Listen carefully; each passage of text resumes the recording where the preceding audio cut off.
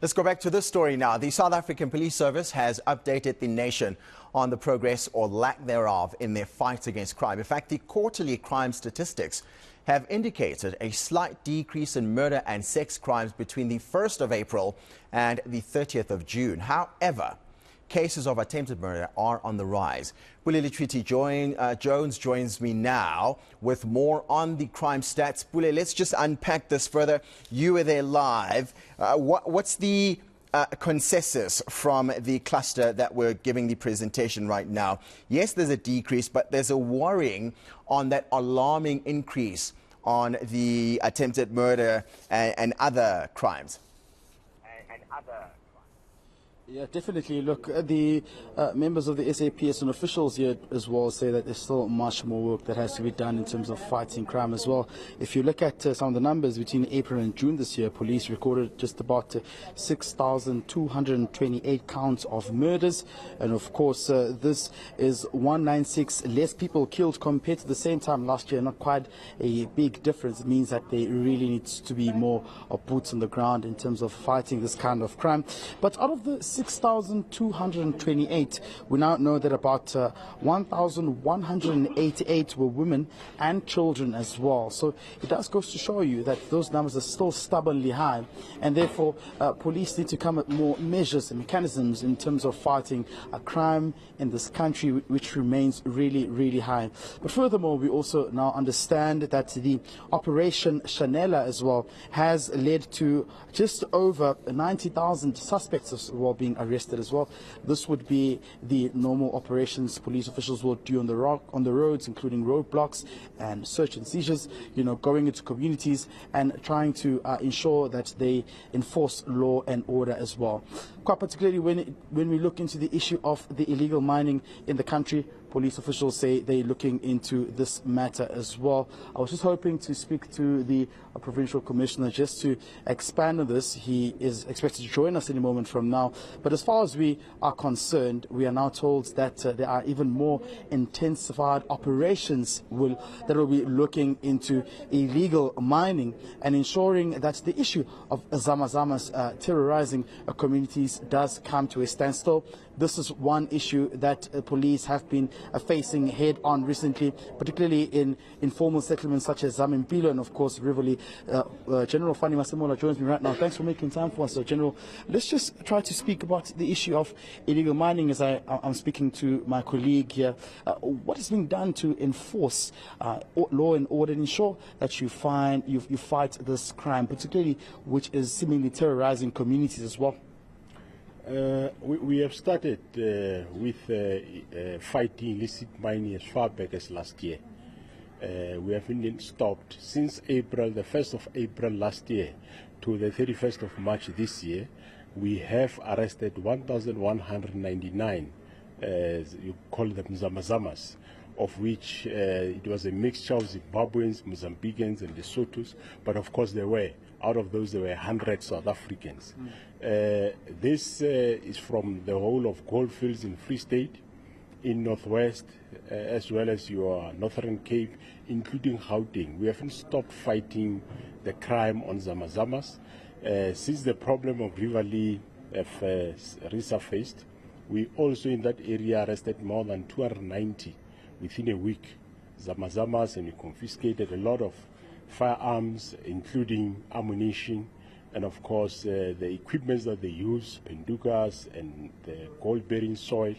And then thereafter we launched within Chanela operation.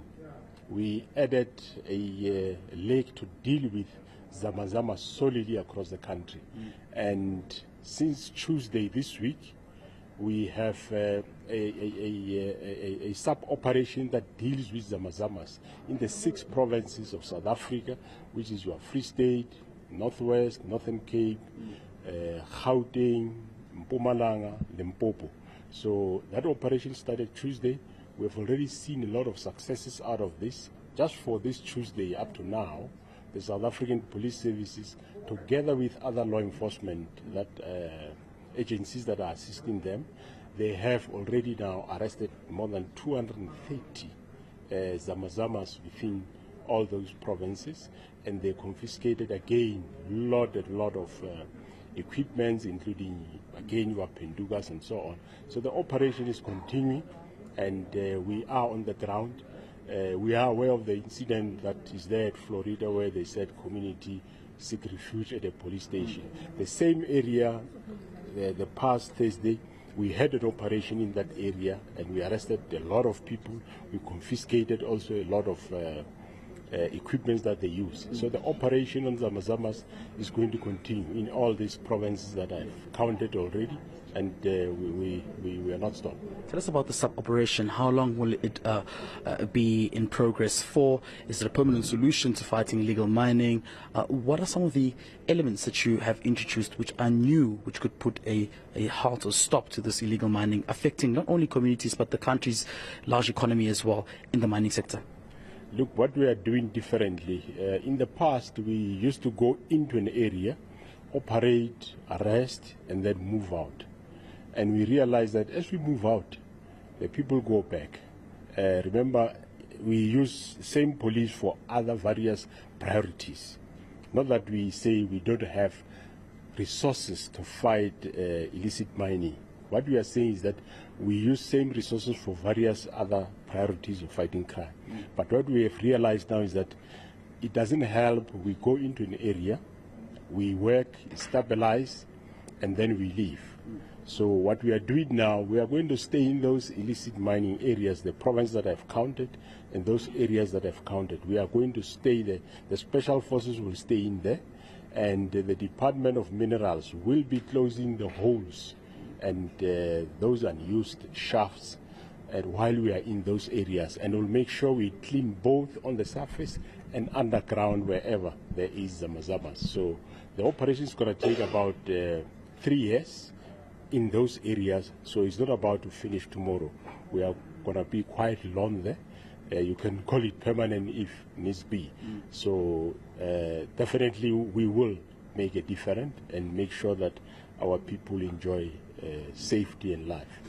General, tell us about the issue of the Community Policing Forum. There's quite a lot of concern around those who are trying to fight crime in their communities, but are saying they're not getting the support of the police department or the heads above within the SAPS structures. What are you doing in regards to that issue there in terms of helping the policing forums in communities who are doing this out of goodwill and fighting crime in their communities?